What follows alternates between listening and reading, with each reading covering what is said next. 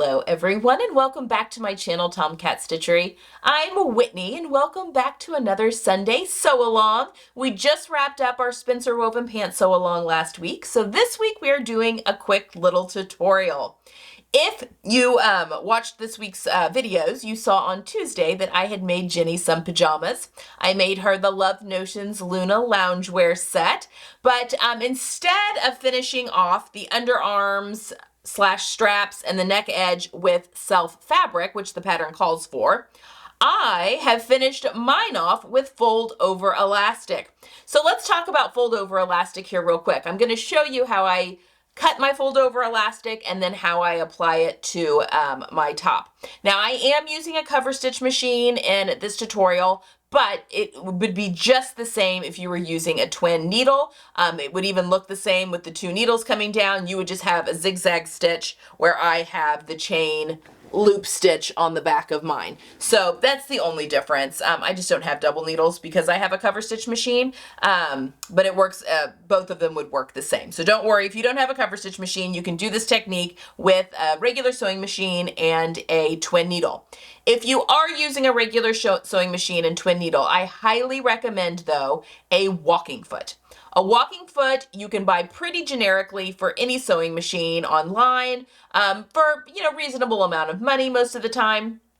But what it does is it feeds the top layer of fabric through evenly with the bottom layer. Quilters use it all the time for doing their quilting, and it's fabulous for sewing anything with knits or anything with stretch. So it's going to keep you from stretching out your elastic as you go because it'll be feeding things through evenly. So I highly recommend a walking foot in your arsenal no matter what. And again, you can buy generic ones for pretty reasonable prices online for basically any sewing machine. So definitely highly recommend a walking foot. But let's talk about fold over elastic a little bit.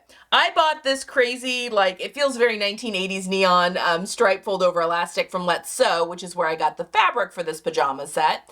But I couldn't find any of it on their website. However, I was recommended by another viewer to this, what's it called? The Boutique Emily.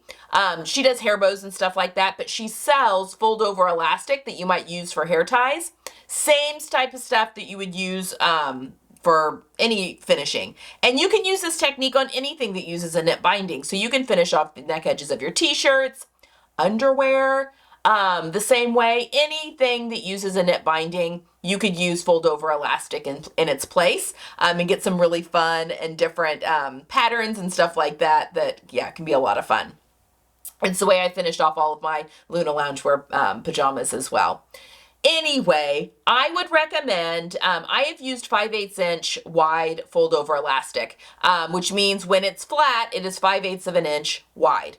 Fold over elastic gets its name because it has a seam right down the center where it can be folded over on itself. This makes it great again for binding. It's you'll see hair ties a lot of times. The hair ties that are just tied that people use for their ponytails. That's usually fold over elastic. There's a lot of really fun applications for it. But again, a lot of times you'll see that seam. Sometimes it's more obvious than others, but that's where it folds over on itself so it can be used on either side of a garment like a binding without having to tuck under a raw edge or anything like that. You can use whatever width of fold over elastic you would like. Honestly, the wider the better. It doesn't affect the pattern at all because you're just wrapping a raw edge. So how far down that elastic goes into the body of the shirt really doesn't matter. It's not changing that neckline or armhole at all.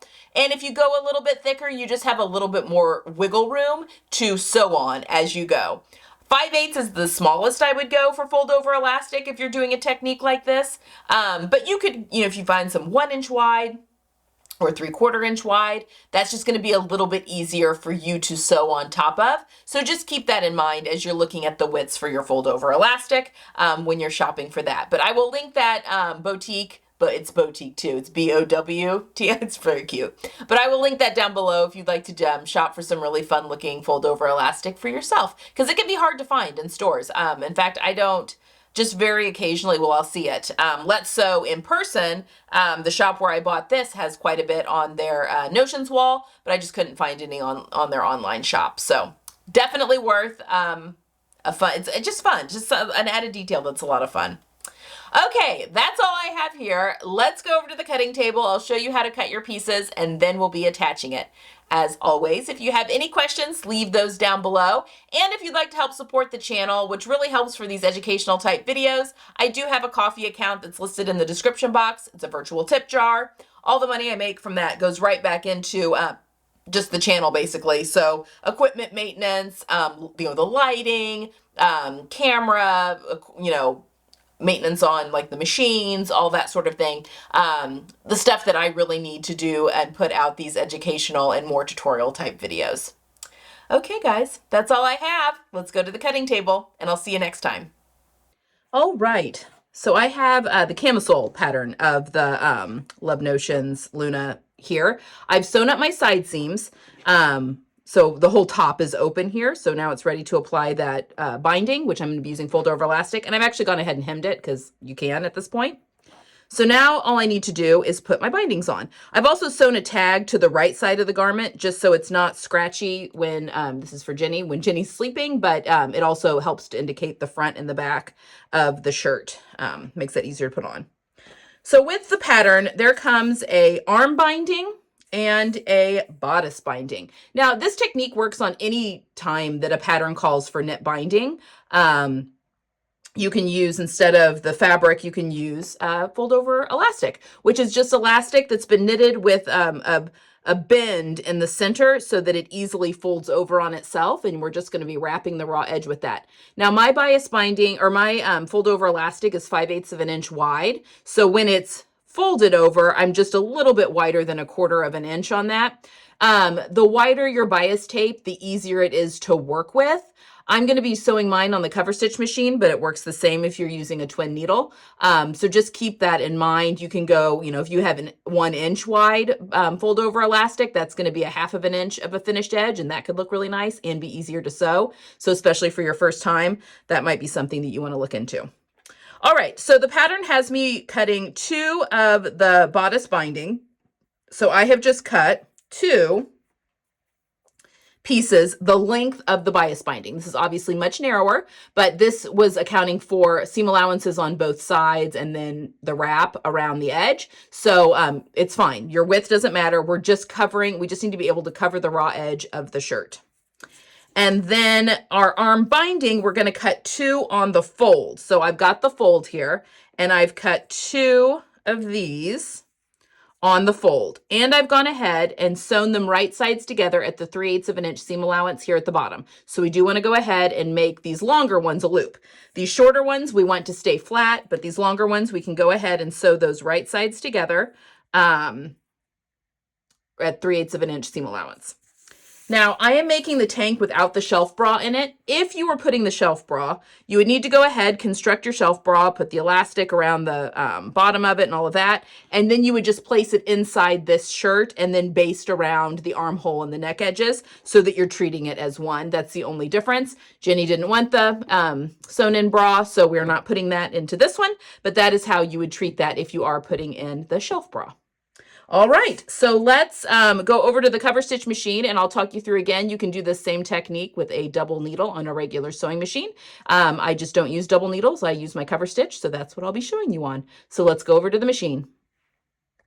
All right, so we've got our front neckline and then our back neckline that are these front scoops, and that is what we are going to attach these shorter pieces to. So what we're going to do is I like to measure the midway point of my elastic.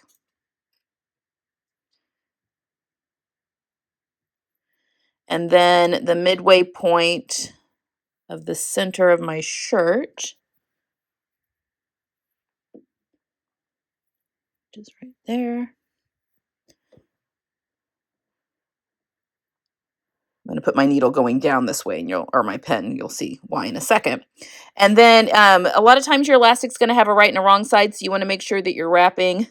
We're literally just going to wrap this around, and I like my elastic to come off that edge just a little bit. It just gives me a little something to hang on to, and it should fold really easily right on top of that area.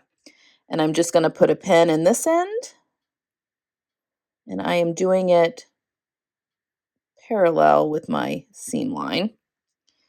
And then I'm going to pin my centers together.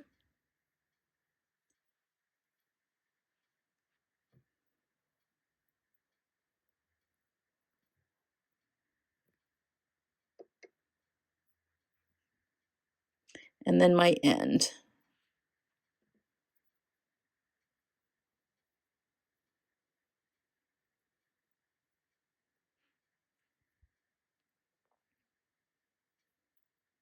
Like so. All right, now again, I'm working on a cover stitch machine here, but this is the same if you're working on a regular sewing machine. You would have a twin needle in, so the double needles. I've got thread that matches my fabric. I wasn't sure what to use on this elastic, so I've just gone with thread that matches my elastic. And I've got that in both my needles, and then I've got a gray on the bobbin thread, basically, the looper in this case, but it'd be like the bottom bobbin. So you're going to see that we're going to have to stretch this in order to fit this in here, and that is okay. But what we're going to do is we're going to very carefully, this is all about going nice and slow. And again, my fold over elastic is just wide enough for my needles to hit on both sides. So I'm just going to plant my needle right there, lower my presser foot, and then pull my pin out. And now I'm just going to hold this middle part, and I'm not going to pull and stretch quite yet. I want to get this going. We're just feeding that in there, and I'm going to grab my threads here at the back while we get started.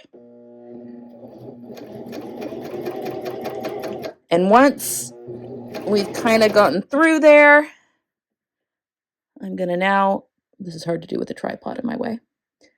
I notice this front binding, it does gather quite a bit, so you got to pull it pretty taut. But I'm just taking my fingernail and tucking that in, and then grabbing the back here to pull through the back. Okay, the other thing, because it's really easy for this to come off that raw edge, is that I'm watching my, oh sorry, my hand's in the way. I have 2 notches here on my presser foot. That's where my needles are. That is where I'm watching to make sure that my fold over elastic is falling, those lines are falling in between my fold over elastic, because that's where my needles will go. So I'm not watching my needles. I'm watching those 2 notches on my presser foot. Okay, now I'm going to grab this. This is also, I'm working with bamboo, which is so slinky and really likes to fall off the table.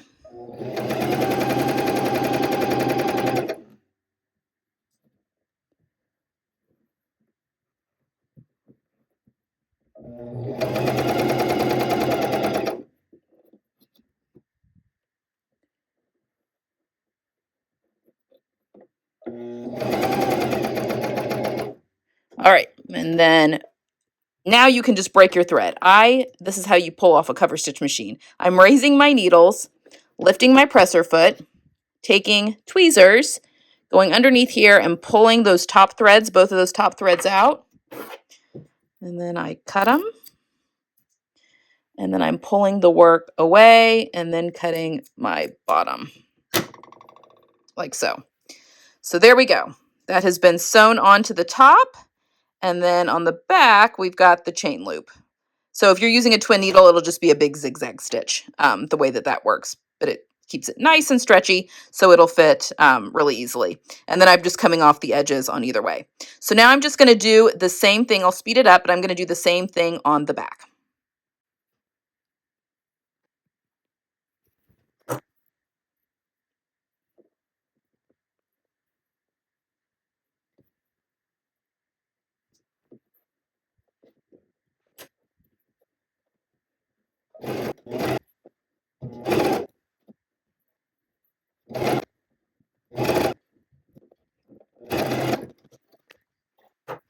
And there we have it attached to the back.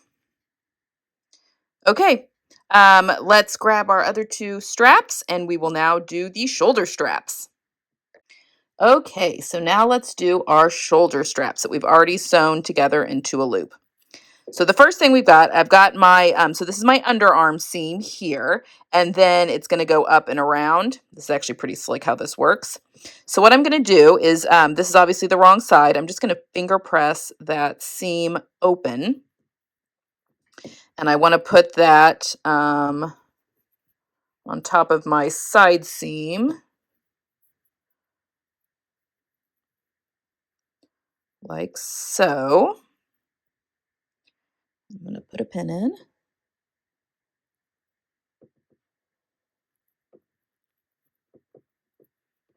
Okay, and now this is a little less exact. Oh, we can go ahead, if you're using a cover stitch, you can go ahead and just trim your threads because we're going to be sewing over that end, which will secure that stitching. And we want to cut, if you're over that edge a little bit, just cut that flush.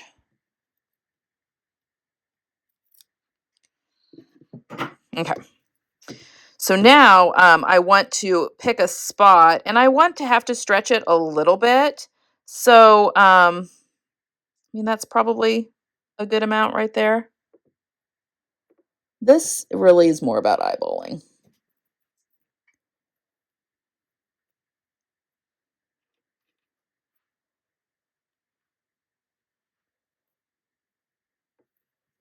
And then I want about maybe a little, give it a little bit more.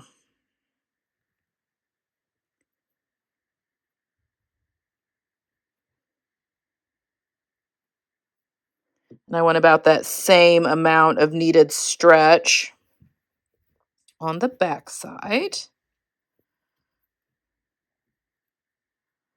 So about like right there. I will put a pin in that.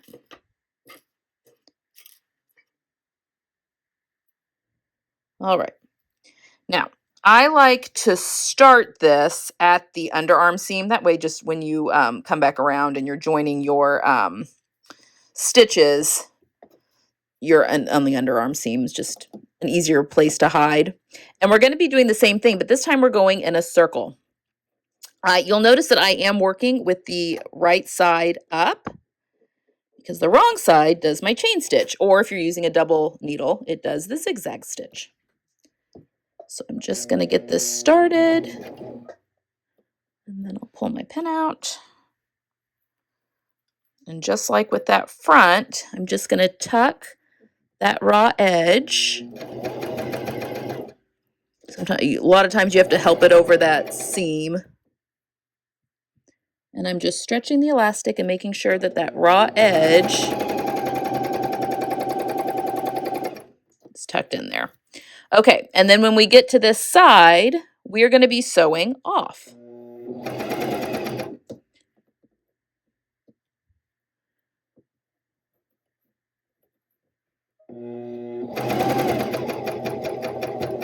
And now we are just sewing this strap to itself.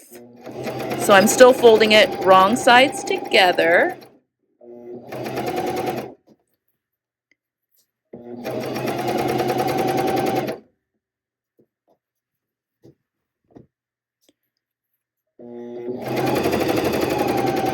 And it really helps to use that backhand to kind of help pull it through.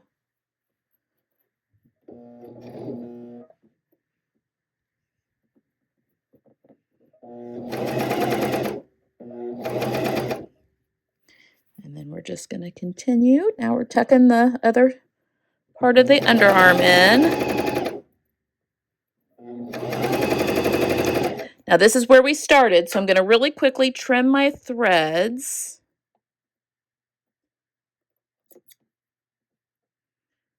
I got caught up under there.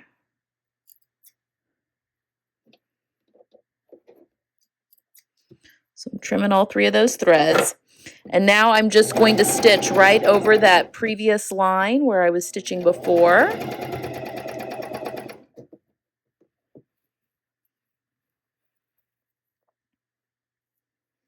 And I got a lot of skip stitching here. I felt that get up, so I'm actually going to go all the way around again.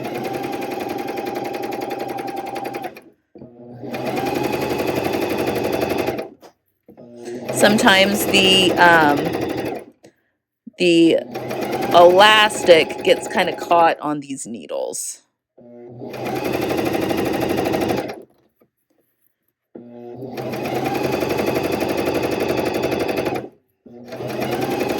All right. All right, so now we're back around. My needles are up. I'm raising my presser foot. I'm gonna pull that through, trim off those ends, pull it out of the machine, trim my bottom thread. And now I'm gonna take those 3 threads and knot them.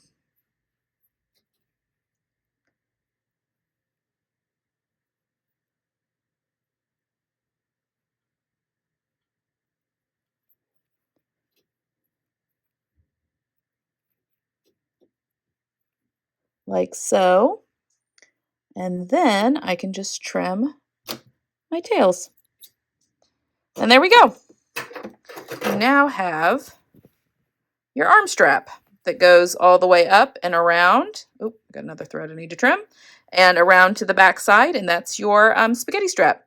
So I'm going to do that on the other side, and then you're finished. This technique just really takes a lot of patience. I mean, mine's not perfect. You can see where mine jumps around a little bit, but it's really fun to practice, and it's an alternate way instead of using knit bindings to get a really cool finish. Let me know in the comments if you have any questions, and I will get to those as soon as possible. Thanks. Bye.